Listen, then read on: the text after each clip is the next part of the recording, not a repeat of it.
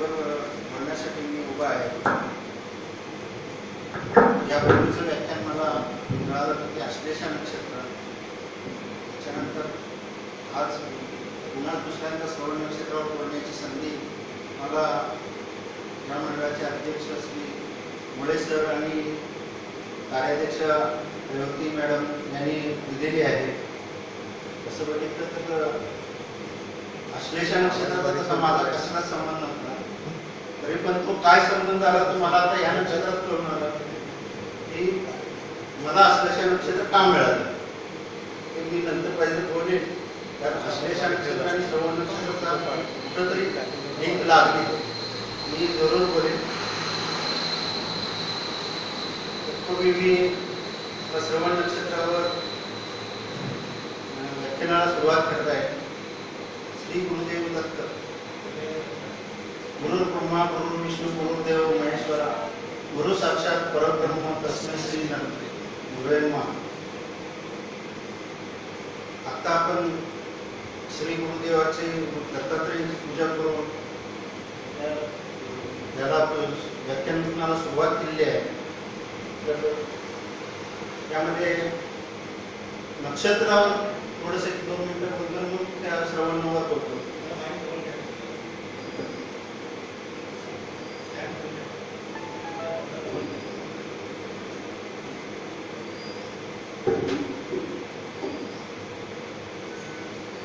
यानी वा इमानी पृथ्व्याश्च चित्रांनी तानी नक्षत्रांनी, अर्थात आकाशातील तारकांमध्ये पृथ्वीवरच्या कोणत्या ना कोणत्या लौकिक गोष्टीचा भास होतो.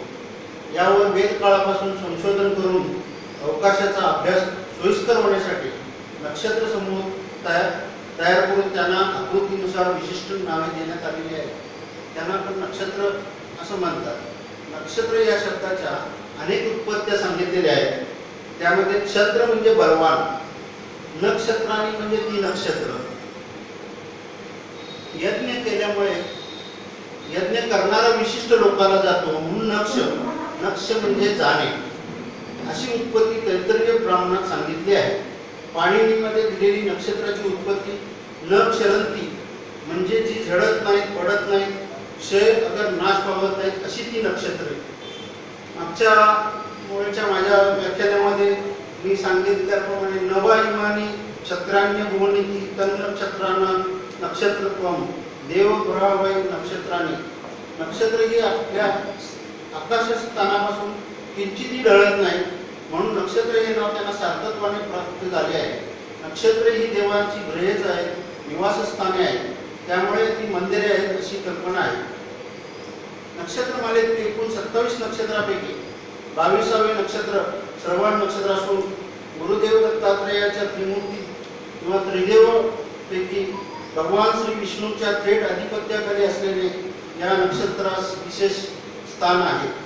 भगवान विष्णू हे साऱ्या सृष्टीचे पालन पोषण करतात असं समजलं जातं.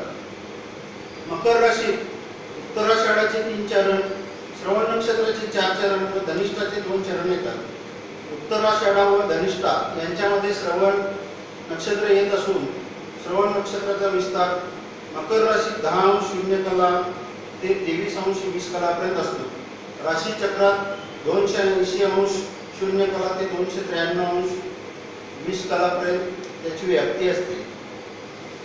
उत्तराषाढाचा शेवटचा चरण व श्रवण नक्षत्राचा आरंभाचा 1 चरण मिळून अभिजित नक्षत्र मांडण्यात आलेलं आहे.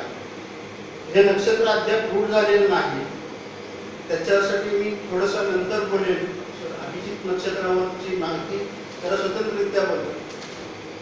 श्रवण नक्षत्रावर सुरुवात करत आहे.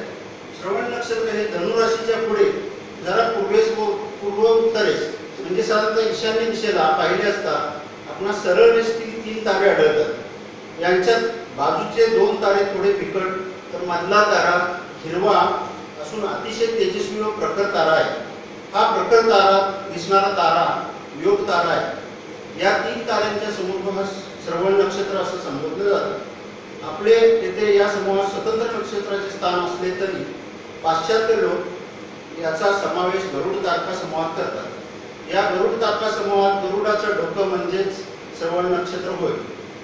वैदिक कल्पनेनुसार श्रवणाचे 3 तारे यांना श्रवणा म्हणजे उन्नती आणि मुक्तीच्या 3 पायऱ्या असं मानले गेलेलं आहे. श्रवणा या शब्दावरून श्रवण असं नाव पडलं असावं असा समज आहे. श्रवण या शब्दाचा अर्थ श्रवणा म्हणजे श्रवण करा असा आहे. श्रवण करणे म्हणजे ऐकणे याचा कानाशी संबंध आहे. आपल्या येथे श्रवण नक्षत्राचा संबंध रामायणातील श्रावणबाळाशी जोडला आहे. मधला प्रखर तारा म्हणजे श्रावणबाळ आणि दोन्ही बाजूचे कावडीक असलेले त्याचे आई वडील अशी कल्पना आहे. या नक्षत्राचा जरी रामायणातील श्रावण बाळाच्या कथेत संबंध जोडला असला तरी मृग नक्षत्रातील मृगाच्या शरीरात घुसलेला बाण हा त्याच्या शेजारील व्याध ताऱ्याने मारला आहे. त्याचप्रमाणे या श्रावण बाळाने आपल्या आई वडिलांना आकाशगंगेच्या काठावर शेजारी आणले आहे. असे मानले तर मकर राशीचा शेजारी असलेली धनुरास म्हणजे धनुर्धारी हा तर्कासमूह म्हणजे दशरथ राजाचे प्रतीक आहे. मात्र धनुष्याचा बाण हा वृश्चिक राशीकडे रोखलेला दिसतो. आपणास माहीत असलेली दुसरी एक कथा म्हणजे भगवान विष्णूंच्या अनेक अवतारापैकी वामन अवतारामध्ये विष्णूने बळीराजाकडून दान घेताना 3 पावलामध्ये स्वर्ग पृथ्वी पाताळ व्यापले. त्या 3 चरणांचे चरण चिन्ह म्हणजे श्रवण नक्षत्र होय. श्री विष्णू म्हणजे विश्वरक्षक देवता आहे. श्रवण नक्षत्राच्या योग ताऱ्याचे इंग्रजी नाव अल्टेर असे आहे. ग्रीक भाषेत अल्फा ॲक्विली असे म्हणतात. अरेबिक भाषेत याला फ्लाइंग ईगल असं म्हटलं जातं. पारशी भाषेत त्याला वला असं म्हणतात. आपल्याकडे तामिळ भाषेत श्रवण नक्षत्राला तिरुओणम असं म्हटलं जातं. हे नक्षत्र ऑगस्ट महिन्यातील पौर्णिमेस रात्री संध्याकाळी 7 ते पहाटे उशीर कालापर्यंत पाहिले असता स्पष्ट ओळखता येते. श्रवण नक्षत्रातून रवीचे भ्रमण ते 25 जानेवारी ते 6 फेब्रुवारीपर्यंत असते. श्रवण नक्षत्राचे 4ही चरण मकर राशीत असून नवमाश राशी मेष, वृषभ, मिथुन व कर्क आहे. 4ही चरणांची चरणाक्षरे अनुक्रमे खी, खू, खे आणि खो अशी आहेत. नक्षत्र स्वामी चंद्र असून महादशा 10 वर्ष असते. श्रवण नक्षत्र हे चतुष्पाद नक्षत्र असून देवगणी आहे. तत्व पृथ्वी आहे. तसेच हे पुरुष प्रधान किंवा पुल्लिंगी नक्षत्र असं म्हणून ओळखलं जातं. नक्षत्राची नाडी अंत्य आहे. योनी वानर आहे. या नक्षत्राचे आराध्य वृक्ष रुई आहे. रुईची झाडं ही सर्वत्र आढळतात. रुईच्या झाडाचे औषधी उपयोग सुद्धा भरपूर आहेत. या नक्षत्राची देवता मगाशी म्हटल्याप्रमाणे या त्रिदेव श्री गुरुदेव दत्तापैकी एक श्री भगवान विष्णू आहे. या नक्षत्रासाठी दान म्हणून भोजन सांगितलेले आहे. संज्ञा चर आहे. नक्षत्राची दृष्टी सुलोचन आहे. सुलोचन नक्षत्रावर वस्तू हरवल्यास अनुक्रमे पश्चिम व उत्तरेस शोधावी. बहुधा ती सापडत नाही. हे नक्षत्र ऊर्ध्वमुखी आहे. या नक्षत्रासाठी रत्न, मोती व नीलमणी असे सांगितले. भाग्यांक 2 आणि 8 आहे. श्रवण नक्षत्र देवगणी असल्याने शुभ कार्याला योग्य असले तरी धार्मिक व विरक्त प्रवृत्तीचे असल्याने विवाहाला योग्य नाही असं समजलं जातं. काल्पयानाच्या प्रमाणे ते विवाहाला सुद्धा योग्य आहे असं वाचनात आले. श्रवण नक्षत्र ऊर्ध्वमुखी असल्यामुळे जमिनीवरील कार्यासाठी शुभ मानले जाते. तर जमिनीवरील कार्य म्हणजे सर्वसाधारणतः मंदिर निर्माण कार्यासाठी हे शुभ व यशदायक आहे. मूर्ती निर्माण करण्यासाठी नक्षत्र शुभ आहे. मूर्ती प्राण प्रतिष्ठा मंत्र सिद्ध करण्यासाठी हे नक्षत्र शुभ मानलं गेलेलं आहे. देवालयाचा कळस चढवणे, कळस बांधणे यासाठी हे नक्षत्र शुभ समजले जाते. मजला चढवण्याच्या कामासाठी हे नक्षत्र शुभ आहे. हे नक्षत्र मौजी बंधन, सोडमुंज, बारसे, कान टोचणे, विद्यारंभ करणे यासाठी हे नक्षत्र शुभ आहे. बी पेरणे, औषधी वनस्पती लावणे, धान्य मळणी करणे इत्यादी कामासाठी हे नक्षत्र शुभ आहे. प्रयाणास श्रवण नक्षत्र शुभ आहे. परंतु ज्याचं जन्म नक्षत्र श्रवण असेल तर त्याला ते वर्ज्य समजलं जातं.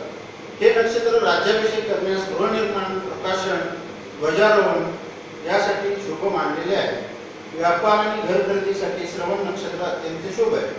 हे नक्षत्र धार्मिक नक्षत्र असल्याने सत्यनारायण किंवा इतर शुभ वैदिक अथवा धार्मिक कार्यसंकल्प अशा कल्पनासाठी फार शुभ आहे. श्रवण नक्षत्राच्या जातकाची लक्षण मी थोडक्यात सांगतो.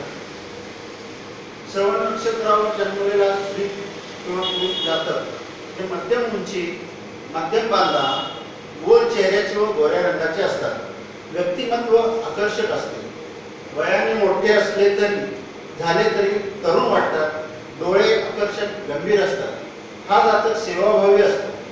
सर्व गुण संपन्न असतो, परंतु काहीसे स्वार्थी असतात. अभिनय क्षेत्रात आघाडीवर असतात. राजकारणात चांगले नाव कमावतात. या नक्षत्राच्या डॉक्टरांचा व्यवसाय मात्र नीट चालत नाही. श्रवण नक्षत्राचा जातक हा धार्मिक, विनम्र, सुसंस्कृत, विद्वान, स्वार्थी, चंचल स्वभाव, आज्ञाधारक, थोडासा हट्टी, एकनिश्चयी, कष्टाळू, ईश्वर भक्त, साधू संतांची सेवा करणारा, प्रामाणिक, काही वेळा अशांत मन अशा स्वरूपाची लक्षणे असलेला असतो. तसेच श्रवण नक्षत्राच्या जातकाची बुद्धी तीक्ष्ण असते. अभ्यासात हुशार असतात. ज्ञानलालसा खूप असतात. ज्ञानप्राप्तीसाठी आपले सारे जीवन व्यतीत करणारे असतात. संतुलित आणि संतुष्ट जीवन जगणारे असतात. योग्य ध्येय निश्चित करून आपली उन्नती साधण्याची कला यांच्याजवळ असते. आपले ध्येय निश्चित झाल्यानंतर त्यात येणाऱ्या सर्व अडचणीवर मात करत जीवनात यशस्वी होत असतात. साधारण ते वयाच्या 30व्या वर्षापर्यंत यांचं जीवन अस्थिर असतं, परंतु साधारण 45च्या आसपास ते आपल्या जीवनात कार्यक्षेत्रात संपू लागतात. या व्यक्ती वयाच्या 65 वर्षानंतर जर कार्यक्षेत्रात कार्यरत असतील तर कार्यक्षेत्रात खूप उंची गाठू शकतात. तसे पाहिल्यास सर्व क्षेत्रात काम करण्यास श्रवण नक्षत्रचे जातक सक्षम आहेत असतात, परंतु तांत्रिक स्वरूपातील कामे, इंजिनिअरिंग, तेल आणि पेट्रोलियम संपत्ती क्षेत्र यासाठी लोकांसाठी विशेष लाभदायक असतात. श्रवण नक्षत्राचा जातक उत्तम वक्ता असू शकतो. हा जातक एकांत प्रिय असून सुद्धा त्याचे मित्र खूप असतात.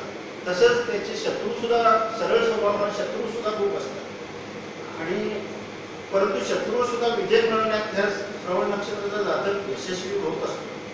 श्रवण नक्षत्राच्या जातकाचा स्वभाव मृदुभाषी, कोमल हृदयी असा असू शकतो.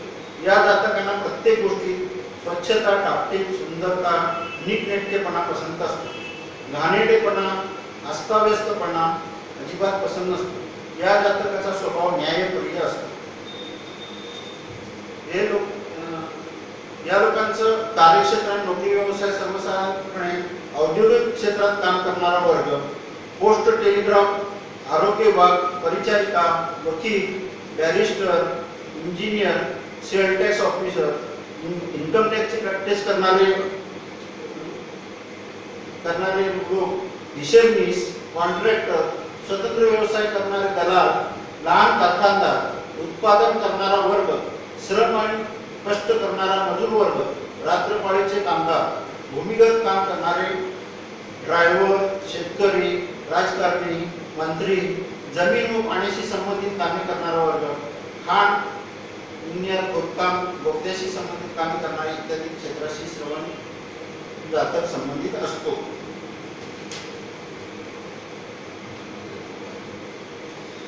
तर श्रवण नक्षत्राच्या स्त्रियांच्या थोडंसं बोलतो. नंतर श्रवण नक्षत्राच्या स्त्रिया, हे नक्षत्र स्त्रियांना खूप म्हणजे तसं अनुकूल असतं. रूप, गुण, बुद्धी व धन याच्या दृष्टीने बरंच अनुकूल असतं. या नक्षत्राच्या स्त्रिया तशा सुंदर असतात. बांधा मध्यम उंच, आडवा, जरा बेडक, हाडपेर मोठे व रुंद असते. अगदी बेडक नसून थोडी प्रमाणबद्धताही असते. चेहरा जरा वाटोळा व निमता असतो. हसणे मोहक असते.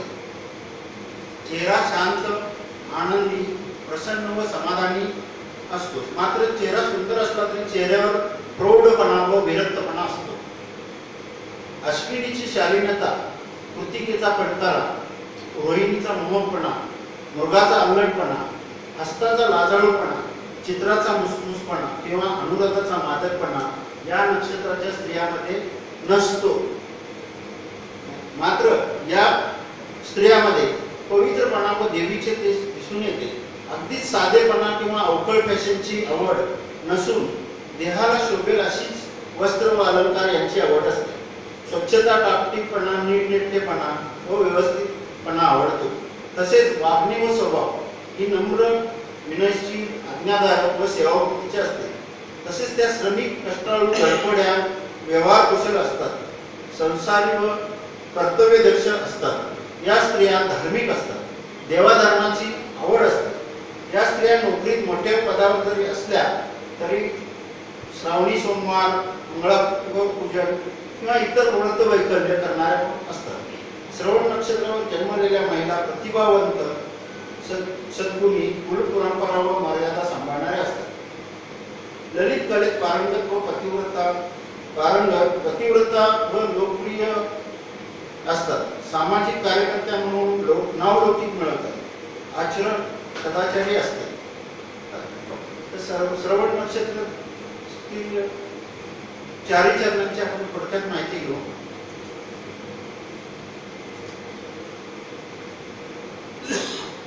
श्रवण नक्षत्राचे चंद्र हा नक्षत्र स्वामी आहे आणि महादशा त्याची 10 वर्ष असते. तर प्रथम चरण श्रवण नक्षत्रातील मकर राशीत 10 ते 13 कलापर्यंत श्रवण नक्षत्राचा पहिला चरण असून 9 राशी मेष आहे. या चरणाला स्वामी मंगळ आहे.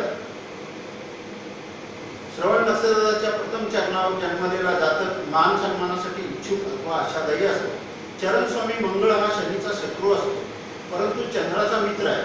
त्यामुळे चंद्र आणि मंगळाची दशा व अंतर्दशामध्ये शुभ फळ मिळते. शनीच्या दशेमध्ये जातकाची खूप उन्नती होत असते. धनसंपदा मिळणे शनीची दशा चांगली जाते. मंगळाची ही मकर ही उच्च राशी आहे व मेष ही नवमांश राशी किंवा मूळ त्रिकोण राशी आहे. असा जातक हा शूरवीर असतो. राजाला तो फार प्रिय असतो किंवा तो राजा सुद्धा असू शकतो. या चरणात जन्मलेला जातकाचे 2 नावं जी माझ्या समोर आली. त्यामध्ये एक सारा पली म्हणून आहे, अलास्कामध्ये गव्हर्नर आहे. आणि आपल्याकडे सैफ अली खान हा अभिनेता हा मकर राशीमध्ये प्रथम चरणावर जन्मलेला श्रवण नक्षत्र. द्वितीय चरण मकर राशीत 13°20 कला ते 16°40 कलापर्यंत असतो. याची 9 राशी आहे वृषभ व चरण स्वामी शुक्र आहे. दुसऱ्या चरणावर जन्मलेला जातक गुणी व सकारात्मक विचाराचा असतो. श्रवण नक्षत्राच्या दुसऱ्या चरणाचा स्वामी शुक्र हा शनीचा मित्र आहे व चंद्राचा शत्रू आहे. त्यामुळे शुक्राची जेवढी शुभ फळे मिळायला पाहिजे ती या जातकास मिळत नाही. शनीची दशा, अंतर्दशा यामध्ये जातकाची प्रगती होते, उन्नती होते. हा या चरणाचा जातक विनम्र स्वभाव, गुणवान आणि लक्ष्मीवान असू शकतो. चरण 2 मध्ये जन्मलेल्या जातकाचं एक उदाहरण नाव सांगतो. आज आपण पत्रिका ज्याची सोडवली ते वरुण गांधी, ते चरण 2 मधल्या उपाय आपण घेतलेली आहे. नाव सांगितलं विचारत होते मतदार की याचं नाव सांगा. तर त्याचे वडील श्रवण 2 मध्ये हे झालं होतं आणि वडिलांचं निधन झालं होतं. मी बोललो पण डिटेल बोललो. तर तृतीय चरणाचं थोडंसं बोलतो.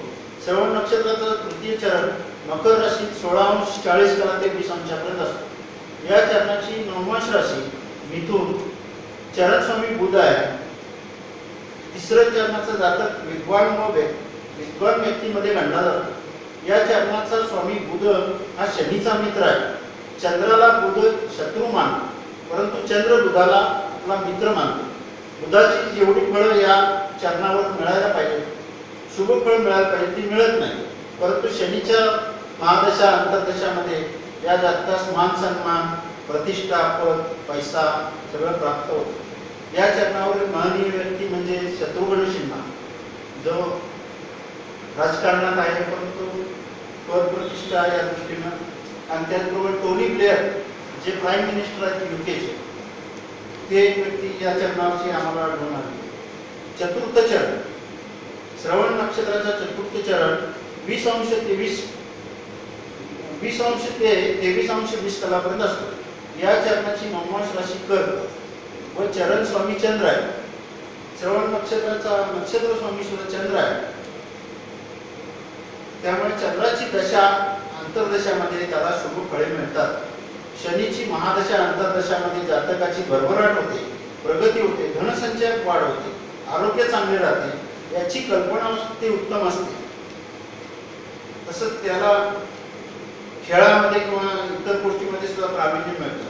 या चरणावरच्या महनीय व्यक्तीमध्ये नौशाद अली, अभिनेते मनोज कुमार, शाहरुख खान, अभिनव मित्रा, ऑलिम्पिकपटू इत्यादी नावं आढळून आलेली आहेत. श्रवण नक्षत्राचे आजारचा विचार केला असता रोग फारसे दाहक किंवा क्रूर नसले तरी रेंगाळणारे, मुरणारे असे आजार असतात. साथीजन्य रोग फार होतात.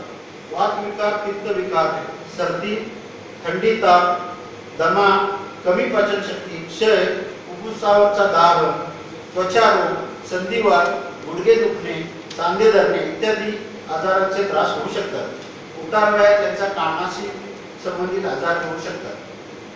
या नक्षत्रावर जन्मलेल्या काही प्रसिद्ध व्यक्ती, त्यामध्ये हेनरी फोर्ड आहेत, चिंतामणराव देशमुख, भालजी पेंढारकर, गंगाधर गाडगे, प्रकाश पदुकोण, टी.एन. शेषन, राजकवी यशवंत, आत्माराम बेंडे, वर्षा उसगावकर, करीना कपूर, मनीषा कोइराला, प्रभाकर पणशीकर, बालगंधर्व, काल एक नाव राज ठाकरे सुद्धा हे श्रवण नक्षत्र आहे. या नक्षत्राचा नक्षत्र मंत्र, या नक्षत्रासाठी नक्षत्राची देवता श्री विष्णूची उपासना करावी. विष्णूची रूपे अनेक आहेत, अवतार अनेक आहेत. याला ओम नमो भगवते वासुदेवाय नमः किंवा ओम विष्णवे नमः, त्याशिवाय अजून वेगवेगळे जी रूप आहेत, श्रीराम जयराम जयराम जयराम, जी काय अवतार असतील त्याप्रमाणे त्याचे सुद्धा केले तरी चालू शकते. आता थोडंसं मी अभिजित नक्षत्राबद्दल थोडं बोलणार आहे की जे मकर राशीमध्ये येतं, पण आपल्याकडे ते अजून म्हणजे कुठेही रूढ झालेलं नाही. श्री ब्रह्मादेवाचे मानसपुत्र श्री दक्ष प्रजापती राजा हे होते. श्री दक्ष राजा व त्याची पत्नी प्रसूती देवी यांच्या 27 मुली म्हणजे 27 नक्षत्र असून 28वा नक्षत्र म्हणजे अभिजित नक्षत्र होय. अभिजित नक्षत्र हे एकमेव पुरुष नक्षत्र आहे. उर्वरित सर्व स्त्री नक्षत्र आहे. शतपथ ब्राह्मणात 28 नक्षत्र दिलेले आहेत. दक्ष राजाच्या 27 कन्या म्हणजे 27 नक्षत्रांचे लग्न चंद्रासोबत झाल्याने त्या चंद्रपत्नी झाल्या. चंद्र दररोज एकेकीच्या घरी वास करून त्याचा उपभोग घेतो अशी कल्पना पुराणात आहे. चंद्र ज्या नक्षत्रात आहे ती राशी ग्राह्य मानली आहे. रोहिणीच्या मागे मृग लागलेला आहे आणि त्याच्या मागे व्याध लागलेला आहे. त्याने मारलेला त्रिकाण बाण 3 ताऱ्यांच्या स्वरूपात आहे. अशा कथारूप दृश्यात सारी नक्षत्र अगं तारे आकाशात दिसतात. हस्त, चित्रा, स्वाती, विशाखा, अनुराधा ही 5 नक्षत्र मिळून नक्षत्रीय प्रजापतीची आकृती मांडली आहे.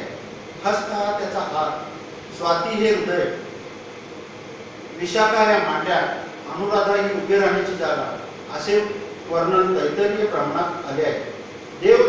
देवदानवांच्या युद्धात ज्या नक्षत्रावर देवांना विजय मिळाला ते अभिजित नक्षत्र असा वेदामध्ये उल्लेख आलेला आहे. मूर्त प्रकरणात जिथे अभिजित नक्षत्र घेण्यास सांगितले आहे तिथे उत्तराषाढा नक्षत्राचा शेवटचा 1/4 भाग व श्रवण नक्षत्राचा पहिला 1/15 हिस्सा मिळून होणाऱ्या भागास अभिजित नक्षत्र समजण्यात येते असं पंचांगात सांगितलेलं आहे. अभिजित नक्षत्राची मकर राशीतील व्यक्ती 6° कला ते 11° पर्यंत मान्य केलेले आहे. अभिजित नक्षत्राच्या ताऱ्यांची संख्या 3 आहे. आकृती शृंगाटक स्वरूपात आहे. यातील योग ताऱ्याचे नाव विनेतील अल्फा असे संबोधले आहे. अभिजित नक्षत्राचा एकच चरण असून त्याला 4 चरण आहे असं मानण्यात आलेलं आहे. या चरणाचा चरणाक्षर खा असे आहे. चरण नक्षत्र स्वामी रवी आहे. योनी नकुल, नाडी अंत्य व गण धनुष्य आहे. नक्षत्राची दृष्टी चिबीट म्हणजे मध्यम आहे. संज्ञा विप्र आहे व तत्व पृथ्वी आहे. या नक्षत्राची देवता ब्रह्मा आहे. मात्र हे नक्षत्र अजून रूढ झालेले नाही. अभिजित नक्षत्राचा महिमा अवर्णनीय आहे. सर्व नक्षत्रात प्रभावी नक्षत्र आहे. दुपारी तापलेल्या सूर्याप्रमाणे हे नक्षत्र तेजस्वी व प्रभावी नक्षत्र आहे. या नक्षत्रावर जन्मलेले स्त्री पुरुष आकर्षक व्यक्तिमत्वाचे, कांतियुक्त शरीरधारी, नेहमी सज्जनांच्या संगतीत राहणारे, व्यक्तिगत जीवनात कीर्ती मिळवणारे, वक्तृत्व उत्तम असलेले, विनम्र व धार्मिक प्रवृत्तीचे, सुखी जीवन कंठणारे, पुत्रसुख मिळवणारे, लेखनशक्ती व वाचाशक्ती अद्भुत असलेले असतात. दाम्पत्य जीवनात सामंजस्य ठेवल्यास वैवाहिक जीवन सुखी राहते. अध्ययन, अध्यापन, लेखन, भाषण, ज्योतिष, तंत्रमंत्र, पत्रकारिता या नक्षत्राचे आवडते विषय आहेत. अभिजित नक्षत्रावर जन्मलेल्या स्त्री पुरुषांची शरीराची अवहेलना होते. यांना केव्हा कोणती व्याधी होईल हे सांगता येत नाही. व्याधीच्या परिहारासाठी सूर्योपासना करणे, उगवत्या सूर्याला अर्घ्य देणे इत्यादी उपाय सांगितलेले आहेत. श्रवण नक्षत्रातील 12 ग्रहांची थोडक्यात मी सांगतो. रवी, श्रवण नक्षत्रात रवी असून त्यावर चंद्राची दृष्टी असेल तर जातक बदनाम स्त्रियांच्या सानिध्यात आपले सर्व धन ऐश्वर्य गमावून बसतो व मग आयुष्यभर चिंतित राहतो. मंगळाची दृष्टी असेल तर इतरांच्या मध्ये भांडणे लावून पैसे मिळवण्याचे उद्योग करतो. म्हणजे सर्वसाधारण वकील लोक जे भांडण लावून पैसे मिळवण्याचे उद्योग म्हटलं जातं. बुधाची दृष्टी असेल तर जातकाचे वागणे बोलणे नपुसकाप्रमाणे असते. गुरूची दृष्टी असेल तर जातक चांगले कार्य करतो. शुक्राची दृष्टी असेल तर त्याच्याकडे सर्व सुख सुविधा असतात व स्त्रियाकडून त्याला अर्थलाभ होतो. श्रवण नक्षत्राच्या प्रथम चरणात रवी असेल व तर जातकाला माता पित्याचे सुख कमी मिळते. त्याचे आई वडील दीर्घजीवी नसतात. श्रवण नक्षत्राच्या द्वितीय चरणात रवी असेल तर जातकाला एक मुलगा असतो. पत्नीचे सुख कमी प्रमाणात असते. आई वडील दीर्घजीवी नसतात. रवी बरोबर अन्य पापग्रहांचा संयोग होत असेल तर लहानपणीच आई वडील आजोबा यांचा मृत्यू होतो. श्रवण नक्षत्राच्या तृतीय चरणात रवी असेल तर जातकाला लहानपणापासून कष्ट उपसवावे लागतात. त्याला जन्माच्या 1 महिन्यापासून 1 वर्ष पावेतो मृत्यू सह पीडा सहन करावी लागते. श्रवण नक्षत्राच्या चतुर्थ चरणात रवी असेल तर जातक लोभी व चंचल बुद्धीचा असतो. आई वडिलांच्या इस्टेटीसाठी कोर्ट कचेरी करणारा, गुप्त शत्रूंनी वेढलेला, दुःखी व अशांत असतो. शुभ ग्रहांची दृष्टी किंवा संयोग होत असेल तर जातकाचे दुष्परिणाम कमी होतात. श्रवण या नक्षत्राचा नक्षत्र चंद्र आहे आणि चंद्राच्या ज्याला श्रवण नक्षत्रात चंद्र असेल त्याला आणि जर रवीची दृष्टी असेल तर त्याला राजासारखे अधिकार व ऐश्वर्य भोगतो. मंगळाची दृष्टी असेल, चंद्रावर जर मंगळाची दृष्टी असेल तर तो विद्वान असतो. बुधाची दृष्टी असेल तर श्रीमंत व प्रख्यात असतो. श्रवण नक्षत्रात चंद्र असून त्यावर गुरुची दृष्टी असेल तर राजा किंवा पंतप्रधानांसारखे जीवन करतो. शुक्राची दृष्टी असेल तर कंगाल व शनीची दृष्टी असेल तर शेतकरी किंवा जमीनदार व पशुपालक असतात. श्रवण नक्षत्रात प्रथम चरणात चंद्र असेल तर जातक व्यसनी, मद्यपान करणारा, क्रोधी असतो.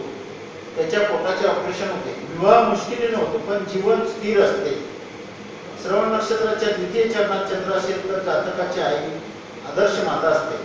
चंद्रावर पाप ग्रहांची दृष्टी असेल तर आई व पत्नी पैशासाठी अनैतिक म्हणजे कुठल्याही प्रकारच्या कार्याला जाऊ शकतात.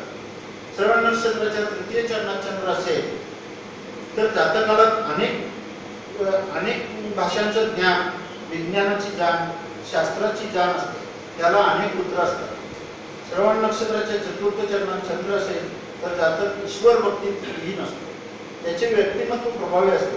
विद्वानांचा गुरु असतो. संतती कमी असते. तरुण मुलामुलींचा वियोग सहन करावा लागतो. श्रवण नक्षत्रात मंगळ असो त्यावर जर रवीची दृष्टी असेल तर काळ्या रंगाचा कठोर स्वभावाचा असतो. पत्नी सुंदर असते आणि चांगल्या संततीने युक्त असतो. मंगळावर जर चंद्राची दृष्टी दृष्टी असेल तर त्याला फारसे मित्र नसतात, तो सुमार श्रीमंत असतो. म्हणजे फारशी मंगळावर जर बुधाची दृष्टी असेल तर मधुरभाषी, खोटे बोलण्यात कटाळे, यात्रा सेवा या कार्यातून पैसे मिळतात. मंगळावर गुरुची दृष्टी असेल तर तो जातक गुणवान किंवा असतो व दीर्घायू सुद्धा असतो. मंगळावर शुक्राची दृष्टी असेल तर कामक्रीडेच्या अनेक संधी असलेला, कामातून स्त्रियांच्या सहवासात राहणारा, वादविवाद करणारा आणि तरी भाग्यवंत असा असतो. शनीची दृष्टी असेल तर स्त्रियांचा तिरस्कार करणारा असतो. मंगळ जर प्रथम चरणात असेल जर जातक चोर लोभी असतो, चोरापासून, तसंच त्याला दुसऱ्या चोरापासून सुद्धा भीती असते. मंगळ द्वितीय चरणाला असता जातकाच्या डोळ्यांचा त्रास असतो. साधारणतः 36 ते 40 या वयात अपघात होतो, मृत्यू सुद्धा होऊ शकतो. तृतीय चरणामध्ये जर मंगळ असेल तर आपल्या सहोदरांचा शत्रू असतो, तो मोठा असल्याने त्याचे लहान भाऊ सुद्धा शत्रू असतात. मंगळ चतुर्थ चरणात असेल तर आयुष्यात नेहमी भीतीदायक व विवादास्पद प्रसंग येतात, तो आपल्या बुद्धीने सर्व कार्यात यश मिळवतो. श्रवण नक्षत्रात बुध असेल व त्यावर रवीची दृष्टी असेल तर जातक कुस्ती विशेषज्ञ तज्ञ असतो. चंद्राची दृष्टी असेल तर दूध, पाणी इत्यादी व्यवसायातून तो धनप्राप्ती करतो, तो मध्यम श्रीमंत असतो, तसाच तो मित्रही पण असतो. मंगळाची दृष्टी असेल बुधावर तर पैसा मिळवण्यासाठी खूप मेहनत करतो. बुधावर जर गुरुची दृष्टी असेल तर एकदा तरी गावाचा किंवा शहराचा प्रमुख बनतो, म्हणजे सरपंच किंवा एखादं नगराध्यक्ष पद, महापौर इत्यादी कुठलेही पद मिळू शकतो. बुधावर जर शुक्राची दृष्टी असेल तर जातक गुरु, विद्वान, संततीने युक्त, परंतु स्वतः वाईट लोकांना साथ देणारा असतो. बुधावर जर शनीची दृष्टी असेल तर खूप कष्ट करणारा, सुख, शांती, आनंदही व कंगाल विरोध करणारा असतो. श्रवण नक्षत्र प्रथम चरणात बुध असेल तर जातक पूर्वजांच्या पैशाचा दुरुपयोग करणारा असतो, तसंच व्यापारात सुद्धा त्याला नुकसान येऊ शकतं. श्रवण नक्षत्राच्या द्वितीय चरणात जर बुध असेल तर कायम आजार असतात, त्याला काळा खोकला, अस्थमा, एक्झिमा सारखे रोग होतात. वयाच्या 40 नंतर पत्नीचे सुख मिळते. श्रवण नक्षत्राच्या तृतीय चरणात बुध असताना जातक आर्थिक, वाणिज्य विषयांचा जाणकार, नेहमी कार्यमग्न असणारा, व्यापार व्यवसायात पैसा मिळवणारा असतो. श्रवण नक्षत्राच्या चतुर्थ चरणात बुध असता खाद्यपदार्थांचा व्यापार, पर्यटन, सेवा, कमिशन एजन्सी, दलाली चांगले पैसे मिळवतो. श्रवण नक्षत्रात गुरु असून त्यावर रवीची दृष्टी असेल तर जातक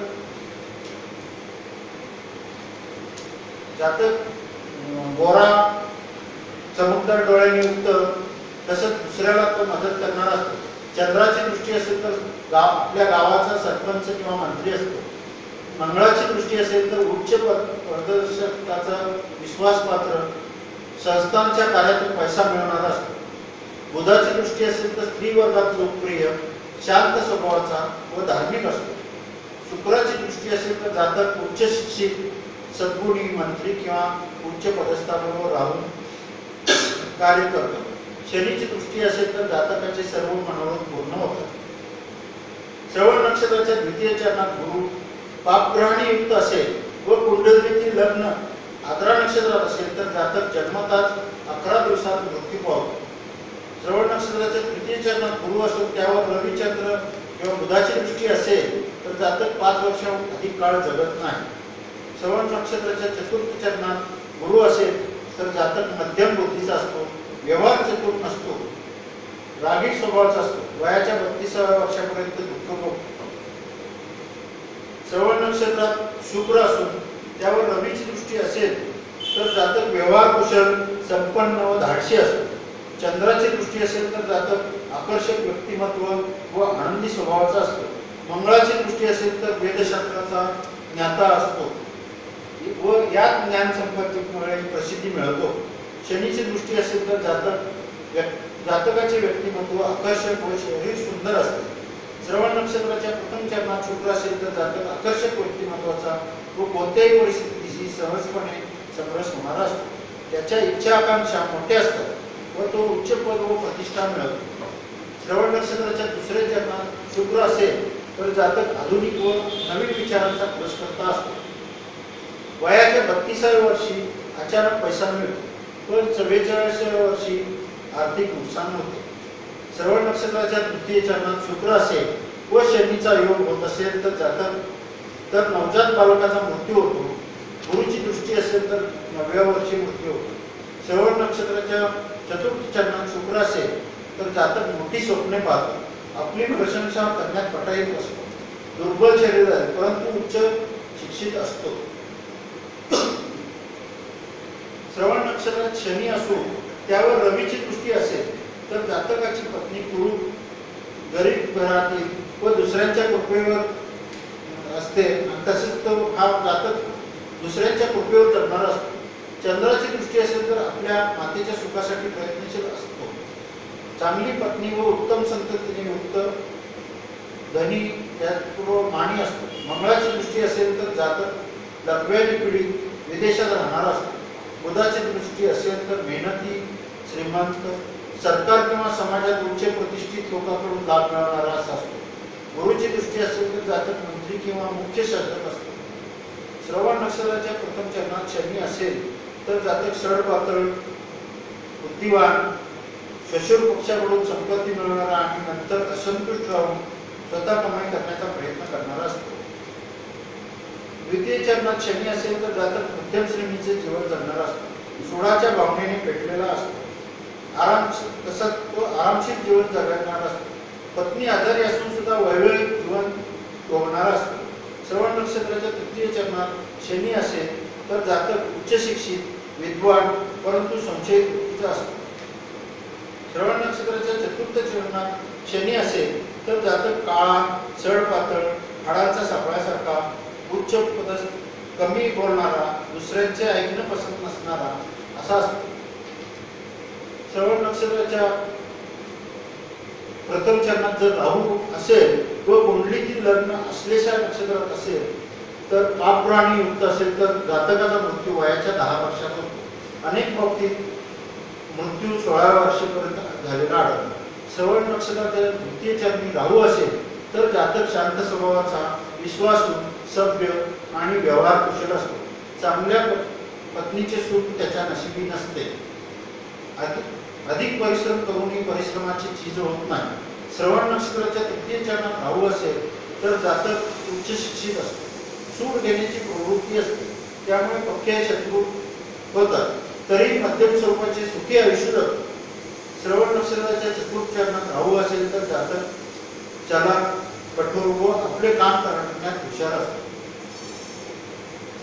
श्रवण नक्षत्राच्या प्रथम चरणात केतू असेल तर जातकाजवळ मोठी धनसंपदा असते. तसंच सुख ऐश्वर्य असतं. श्रवण नक्षत्राच्या द्वितीय चरणात केतू असेल तर जातकाला आपल्या मुलीकडून विशेष मानसिक त्रास होतो. तृतीय चरणात केतू असेल तर जातकाला क्षय, डांग्या खोकला, निमोनिया सारखे आजार असतात. त्याची पत्नी व मुले त्याच्यासाठी संकट उभे करतात. हर्षल, नेपच्यून असतात. श्रवण नक्षत्रात हर्षल किंवा नेपच्यून असेल तर जातक अविचारी, अस्थिर, समाज सुधारक, स्वार्थी, निरीश्वरवादी, सुखी व धनसंपन्न असतो. श्रवण नक्षत्रात प्लुटो असेल तर जातक सदाचार संपन्न, सात्विक, ईश्वरभक्त, विचारवंत, सुंदर, गुणवान व कीर्तिमान असतो. समजूतक असतो. श्रवण नक्षत्रात जन्मलेल्या स्त्री पुरुषांनी शततारका, उत्तरा, भाद्रपदा, अश्विनी, मघा, पूर्वा नक्षत्रात जन्मलेल्या स्त्री पुरुषांची भागीदारी अथवा विवाह करू नये. साधारणतः या नक्षत्राला पासूनची फळ दिलेली आहे. तर श्रवण नक्षत्र हे उत्पत्तिकारक आहे जन्म नक्षत्रापासून, तर त्याला धनिष्ठा हे संपत्तिकारक नक्षत्र मानलेलं आहे. विपत्तिदायक म्हणून शततारका म्हटलं जातं.